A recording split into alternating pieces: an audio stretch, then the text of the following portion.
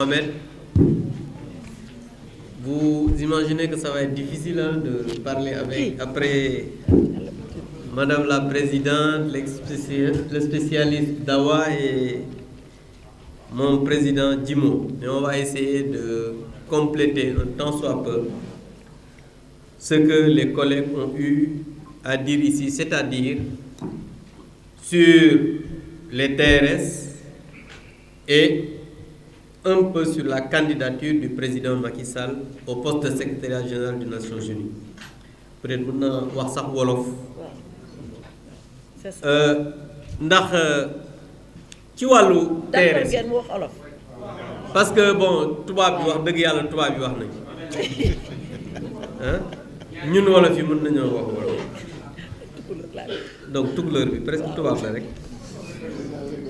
donc pour wax rek ci wàllu TRS yi yàgg naa leen wax ne leen gouvernement bi jubuñu dañoo jubadi lëndëm nañ jubadi nañ te duñu def lu leer te loolu li koy wane rek mooy lenn mooy est-ce que mus ngeen a gis depuis 1960 gouvernement buy leb ab journal génn na lépp nañ rek ministre bi def conférence de presse mus ngeen koo gis loolu mooy yow taxaw ci daral bi yor buum xar ku moom xar mi rek nga bàyyi buum mooy ñoom dañ doon randal far Financial Times ne leen mbir maa ngi te bu leen fàttalikoo parce que li ñuy wax ni ay fait la Madiambal Diagne moo ñu waxoon ne suñu premier ministre dem na Abu Dhabi kan moo ko yëgoon ci réew mi kenn en jet privé ngeen dégg après suñu président assemblée nationale ne ñu dafa demoon wuti xaalis mais pourquoi ñoom bi ñu demee wuti xaalis ñëwuñu comme ni ñuy def tout le temps parce que boo xoolee APE yi waxuma sax communiqué mais bu ngeen xoolee panneau publicitaire yi sax da ngeen di gis ñu def li may wax ni c'est vrai il faut ngeen dem ci panneau publicitaire yëpp da ngeen gis ñu def appel public à l'épargne daal di koy wane levé nañ 500 milliards te damay wax sénégalais yi ne bu ngeen déggee ñu ne levé nañ 500 milliards du alal joo xamante ni liquide la loolu ay titre la loolu aussi il faut que sénégalais yi xam ko dafa mel ne yow nga soxla xaalis ne damaa soxla 50 millions ci banque bi nga ñëw banque bi ne la 55 millions laa la mën a jox fay boppam 50 millions mooy titre yi jox la 5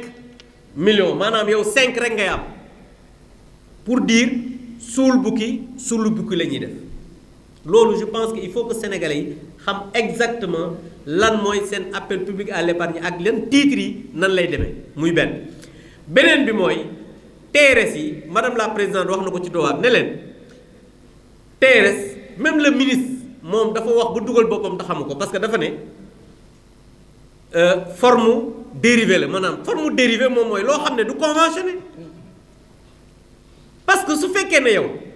da nga am ay capacité yoo xamante nii mën nga dem lépp ci parce que moom amatuñu capacité parce que ñun suñu note bi moom bañ fi nekkee léegi da ngay gis chaque jour barki Dembo Ndiaye sax wàccaat na donc ñoom amatuñu accès ci marché international bi léegi ñoom ci marché UEMOA bi la ñu yam non seulement leb nañoo leb ba foofu saturé ñu ne léegi nag dañuy dem ca la nga xamante ni moom la ñu woowee TRS madame la présidente expliqué na forme dérivée la mais loolu boo ko dee def aussi da nga war a def une communication claire ba pare ministre bi dafa waxoon ne moom wax na ko assemblée nationale loolu c'est totalement faux du dëgg parce que document bi nga xamante ni moom la ñu wane sànq muy document bi ñu annexé ci loi de finances à la page 39 ci ñaari ligne la ñu waxu TRS mais waxul ne dañuy def opération boo xamante ni TRS la tudd lépp ci 650 milliards déedéet parce que dafa am benn formule classique boo xamante ni nii loi de finances yëpp da ciy nekk maanaam dañ naan le ministre des finances jox nañ ko autorisation mu leb ba 6000 plus de 6000 milliards c'est 6200 et quelques milliards mais loolu c'est une formule classique boo xamante ni lenn rek mooy changé boo seetloo diggante 1960 ba léegi mooy le chiffre montant bi nga xamante ni moom la ñuy def boobu mooy changé mais léegi à quel moment le ministre des finances wax assemblée nationale opération TRS bi 650 milliards yi te bu ngeen déggoo da ngeen dégg mu ne 700 et quelques milliards la ce qui veut dire que madame la présidente li mu doon wax léegi dañu cee perte bu metti parce que su fekkee ne yow da ngay suul bukki sulu bukki la ngay gagé moom moo gën a te maintenant nag Madiambal Diagne dégg ngeen ko mu ne dañu gagé suñu pétrole ak suñu gaz et tout à l'heure on l'a dit la loi 2029 ci article 4 bi dafay interdire formellement ñu hypothéquer li nga xam ne mooy ay ressources pétrolières yoo xam ne ça appartient aux générations futures loolu dafa leer ci article 4 donc il faudrait que la commission d'enquête parlementaire bi nga xamante ni dinañ ko mettre sur pied loolu aussi dinañu ko càmbar ba xool exactement est-ce que du dañoo gager suñu ay ressources pétrolières parce que loolu suñ ko defee ce serait une violation grave de la loi beneen bi mooy wax naa ko sànq ci toujours wàllu opération opaque yi parce que bu fekkee ne da nga yor état nga am li ñuy woowee benn parce que budget ressource la ak dépense après boo xoolee ressource yi li nga am nga xool dépense après nga xool déficit bi loolu nag ngay wuti pour financer ton déficit moo tax quand le ministre toog ci télé bi naan non bor kenn du ko fay dañ koy refinancer loolu mais attends ban sénégalais moo ko xamul mais c'est juste que ñoom dem nañ ba ñu jàpp leen la main dans le sac ñu ne dañuy def une conférence de presse pour jéem a lëndëmal xelu sénégalais yi en accusant l'Assemblée nationale ne ñu opération bi waxoon nañ ko Assemblée nationale dañu bëgg mu leer tey Assemblée nationale yëgul tinul waxuñu ñu ko tey waxuñu ñu ko suba musuñoo ñëw ci Assemblée nationale ne dañuy def TRS à part et la présidente l'a dit parce que ils vont nous dire que parce que gis naa kenn ci seen économistes yi parce que ñoom dañu am ay spécialistes yoo xamante ni ils sont dans les télévisions ñëw ne à la page 39 ma ne ko page 39 ñun ñoo la ko njëkk a xam parce que page 39 mën nañu ko wax sax alinéa bi nga xamante ni fa la nekk te loolu de manière laconique la ñu expliquer mais waxuñu ne dañuy dem ci TRS yi donc pour dire simplement que moi je pense que je peux continuer hein? Pour dire simplement que en ce qui concerne TRS yi le groupe parlementaire Takku Wallu dafa formel yëgul tinul y a pas une autorisation de l'Assemblée nationale opération la boo xamante ni aussi opération bu dangereuse la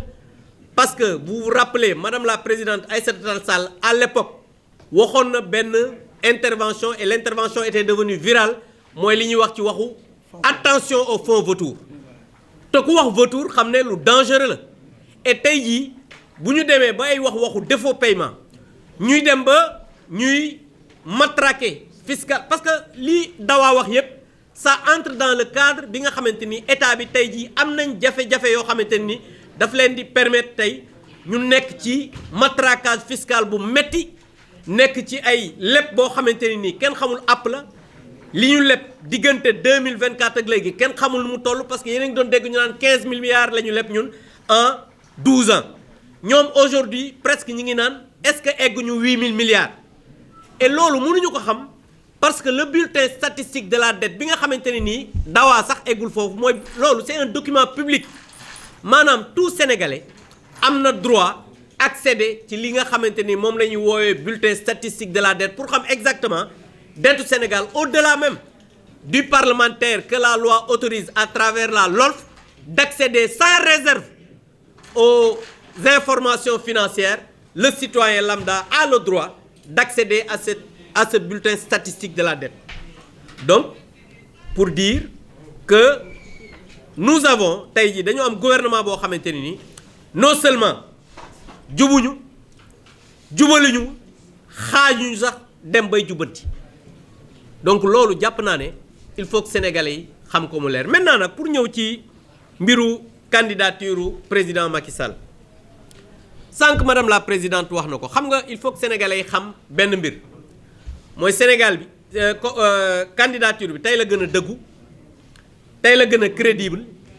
tey la gën a taxaw parce que dañu dégg ay sénégalais di wax ne Union africaine dafa rejeter candidature président Macky Sall loolu du dëgg manipulation la parce que xam ngeen ne ñoom c'est des spécialistes de la manipulation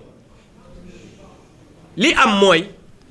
président Burundi nekk président en exercice de l'Union africaine déposé na dans les règles de l'art ni ko loi waxee charte Nations Unies mayee ko candidature président Macky Sall le 1er avril la ñuy arrêté li ñuy woowee dépôt candidature donc président Macky Sall bi mu déposé candidature yamuñu ci communiqué ki nga xam ne mooy porte-parole du président Nations Unies bi dafa génn de l'Assemblée générale def li ñuy woowee point de presse wax ne yéen ñëpp gis ngeen ko jot nañ li nga xam ne mooy candidature président Macky Sall au poste de secrétariat général des Nations Unies alors que jàpp naa ne jour boobu ci la am ay jigéen ñu nekk ci réew mi ñoo xam ne jour boobu la ñu waroon a dama ne leen nañ leen wutal ay garde corps parce que bu ñuy weddi xaru ndax dañu waxoon ne bàyyi leen ba candidature yi génn du ngeen ko ci sax gis man boobaak léegi déggaatuma ko nag même assemblée nationale sax waroon na faa ñëw dañ ko wutal intérim parce que xam naa ne dañ ko doon garde bu metti donc pour dire simplement que déjà la candidature acté nañ beneen bi mooy Union africaine ñu gis ne non seulement le président en exercice moom moo déposé candidature bi mais dañu gis ne ki nga xamante ne nii moom moo ko jiite muy le président du Burundi moom moo porté la candidature mais nag maintenant nag le bureau exécutif sànq président expliqué na ko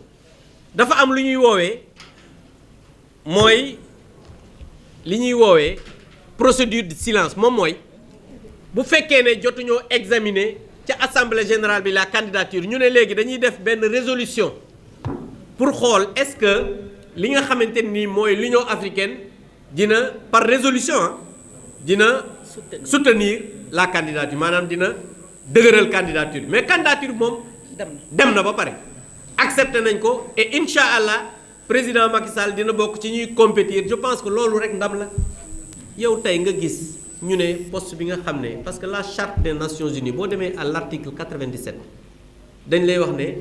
mooy poste bi gën a haut de la fonction mondiale article 87 du charte des Nations Unies foofu la ñuy waxee ne le secrétaire général des Nations Unies est élu sur proposition du Conseil de sécurité.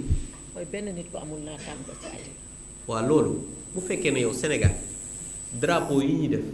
ñu ne ki nga xamante nii mooy benn nit bi nga xamante nii amul naataango ci àdduna bi poste boobu am na Sénégalais bi loolu rek du ndam pour Sénégal mais comme ñun dañoo am gouvernement boo xamante nii parce que bu ngeen fàttalikoo dinaa ci ñëw président wax na 55 pays 34 pays 37 dañu d'accord am 13 yoo xam ne ñu def xam nga objection bi nag ça ne veut pas dire qu'ils sont contre la candidature mais contre la résolution de soutien il faut que nuance bi aussi ñu def ko muy benn parce que même Nigéria gis ngeen communiqué bi mu gis daan ne moom c'est pas contre la personne du président Macky Sall et am na ñaari pays yoo xam ne Libéria ak Égypte da nga gis ne dañoo retirer seen non objection moo am 5 yoo xam ne dañ ne 24 heures dafa ndaw nañ leen may temps supplémentaire dont le Sénégal mais Sénégal waxul objection waxul d'accord moom dafa ne il n'est pas concerné xool leen irresponsabilité boobu maanaam dañoo waaf daal mais loolu il faut ngeen comprendre ko parce que réew moo xamante ne nii ñaari nit ñoo koy diriger te dañoo nekk ci jubóoguñu donc mënul am décision loolu il faut le comprendre ça il faut le comprendre c'est qu'il faut le comprendre comme ça parce que kii mi ngi meeting di tambaambalu di taxawaalu guddeeg bëccëg kii mi ngi jël avion bi di def leneen di wut ay coalition donc c'est comme ça que ça se passe dans ce pays donc comment un pays loolu rek ngeen di gis c'est très simple maanaam réew mu ñaari nit di juger di diriger mënut a am benn décision moo tax dañoo waaf xam naa kii dafa d'accord kii d'accordul wala kii ne ko d'accorduma kii ñu xuloo comme ni ñu koy doxal di defee ñu ne léegi kon nañu waaf donc Sénégal et c'est ça la vérité dafa waaf nee na moom bokkul waxul waaw waxul déet ça c'est irresponsable comme état et loolu dinañu topp ba àdduna di tukki beneen bi mooy donc Sénégal tey ak le président Macky Sall ñun dañu war a sant yàlla parce que yow boo amee 55 pays ñu am 37 yoo xamante ni ñu ne d'accord nañ ci candidature bi ba pare beneen mbir bi mooy amul beneen candidat africain et même Guterres mi nga xamante ni tey moo nekk secrétaire général des Nations Unies mais c'est une candidature qui avait divisé l'Europe. C'est vrai. Est-ce que vous vous rappelez de ça ñi ngi wax problème rotation Guterres bi nga xam ne mooy secrétaire général moom ki mu remplacé ñoom moom bokk même Europe donc li ñuy wax ak manipulation yi ñuy wax yépp ay nit ñu soxor laa fi gis nit ñu bon nit ñoo xamante nii xamuñu lan mooy état nit ñi xamul exactement lan mooy diplomatie parce que je pense que madame la présidente li mu wax léegi c'est un témoin vivant même le ministre des Affaires étrangères dégg ngeen a bel et bien écrit au président Diomaye et le président Diomaye attend la clôture des candidatures pour se prononcer. Qu'est-ce qui s'est passé entre-temps ba ñu prononcer alors que la clôture c'est le 1er avril loolu mooy wane ne ñun on a un gouvernement boo xam ne du wax mukk lu muy def parce que su fekkee da nga am ay njiit yoo xamante ni nii du ñu wax dëgg du ñu wax lu ñuy def lépp loo xamante ni nii manipulation la ñoom ñooy nekk ci booba je pense que comportement ak décision de cet état-là du ñu jaaxal donc pour se résumer candidature du président Macky Sall tey la gën a actuel tey la gën a crédible et tey soo xoolee képp koo xam ne sénégalais nga am baat ci réew mi yaa ngi jàppale candidature du président Macky Sall muy chef religieux muy autorité yi nga xam ne ñoo nekk coutumière muy ñi nga xamante ni ay syndicats lañ ay partis politiques ay hommes de la société civile ak ñoo xamante ni tey sax kenn mësu leen a dégg ci débat public tey jóg nañ di jàppale la candidature du président Macky Sall parce que dañu jàpp ne loolu patriotisme la mais il faut que ñu wax sénégalais yi aussi que secrétariat général des Nations Unies ñoom dañoo yaakaar ne élection locale la wala élection présidentielle mais dépassé na leen fi mu ne nii parce que mbir mi ça se passe au conseil de sécurité li ñuy def nii mbiru nit ku baax moo koy def ku xolam rafet moo koy def maanaam ñu ne kii kat suñu ñoñ la suñu mbokk la mais le président Macky Sall est au-delà de ses contingences nationales le Sénégal ñor na ko Sénégal bëgg na ko te loolu jàpp naa ne sénégalais bu yeewoo ci réew mi xam nga ne président Macky Sall bëgg na Sénégal ndax tey jii yàlla ak li mu fi bàyyi ñu renforcer ko moom ñoom parce que tey yaa ngi dégg ñu ne les transporteurs pour 72 heures dañuy grève lan la ñu wax nañu renforcer TER bi BRT bi pour que réew mi waa léegi bu fi TER amoon BRT amoon xanaa tey réew mi day màgg. Dakar dem dikk am na. wax leen ma tey jii ñetti fan yi su fi loolu amuloon xanaa réew mi dafay màgg donc moom au moins li nga xamante ni nii jëloon na ko ci à l'étranger mu leb ko ci àdduna bi def na ko ci réew mais ñoom ñaari at ak léegi brique teguñu ko fi te li ñu fi leb kenn xamul nu mu toll. waaw Malaw bi nekk Thiès moo tax xam naa ñu fay defee 4 avril bi parce que def nañu benn statue c'est vrai l'année dernière je pense que le président a inauguré Malaw foofu à Thiès c'est vrai Dawa merci pour l'information donc pour dire simplement que ñun loolu la ñu amoon lu ñuy wax ci waxu wàllu TRS yi candidature du président Macky Sall loolu lañ ci wax candidature bi tey la gën a dëggu tey la gën a dëgër et tey la ko Sénégalais yi dans leur écrasante majorité gën a jàppale parce que man gisaguma nit koo xamante ni sa voix porte mu wax loo xamante ni contre cette candidature parce que comme ni ma leen ko waxee même le gouvernement waxul déedéet dafa waaf et je pense que loolu mooy wane encore une fois de plus que xam nañ ne le peuple sénégalais soutient en majorité le président Macky Sall donc loolu mooy li nga xamante ne nii bëggoon naa ko wax di wax rek ne bëggoon naa jeexal ci benn mbir mooy sénégalais yi nañu xam ne Ousmane Sonko lii nga xamante ne nii mooy seen mbir yitteelu te li may wax ni nag ay factuel nit koo xam ne ba ñu la falee ba léegi lenn mooy sa activité favori mooy nan ngay fexe pour bokk élection 2029 Ousmane Sonko liggéeyul mi ngi ci dëkk bi tambaambalu tey jii mi ngi meeting Fissel ginnaaw suba mi ngi Giga Terra meeting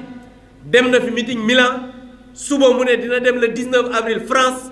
tey jii diggante bërki démb ak yooyu mi ngi ci tournée au niveau de la région de Thiès. ci dëkk bi nekk 4e sous-sol. te dëkk bi nekk 4e sous-sol saa buy tukki kenn mësu koo gis mu jël avion de ligne soit avion présidentiel lay jël wala jet privé et kan moo ma mus a dégg wala mu gis Ousmane Sonko def une tournée économique wax loo xam ne ça intéresse les Sénégalais au moment où transporteurs yi ñi ngi grève tey 72 heures étudiants yi ñi ngi laaj wàllu bourse ñi nga xamante ni mooy enseignement supérieur yéen a ngi dégg ñu naan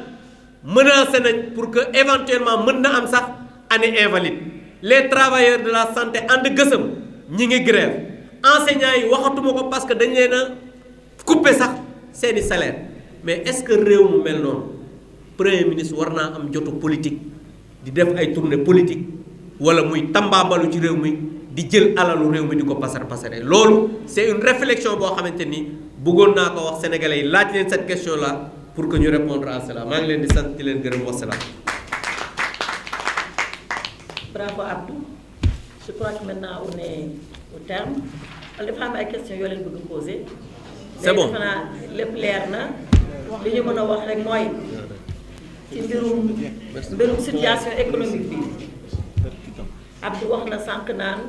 suul bukki sulli bukki dañ ko daan wax sax les ministres des finances en général dañu naan état moom lu muy doxalee mooy suul bukki sulli bukki mais xam ngeen lan moo nar a am xam ngeen lan moo nar a am bukki bii dinañ ko mës a sulli te duñ ko suulaat wallaahi fa lañ dem de dinañ mës a suul bukki bi dañ ko mën a sulliwaat kon boog li ci ñëpp bàyyi seen xel li si des mooy ñun jàmm salaam la ñu woote Sénégal mu avancé dem ci kanam su fekkee attan nañ ko buñ ko attanu nañ delloo lenge yi loolu lañ leen laaj mbirum président Macky Sall nag yëpp bàyyi nañ ko ci loxo yàlla subhanahu wa taala nit moom da ngay sabablu def li nga war a def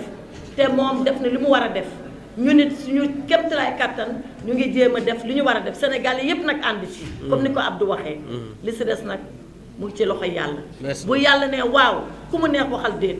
kooku yow la yóbbaale donc loolu la ñu amoon di leen wax di leen sant leen gërëm di leen et on vous félicite pour votre discipline cet après-midi vous avez été très discipliné merci beaucoup à très bien voilà Mohamed voilà léegi dox leen Mohamed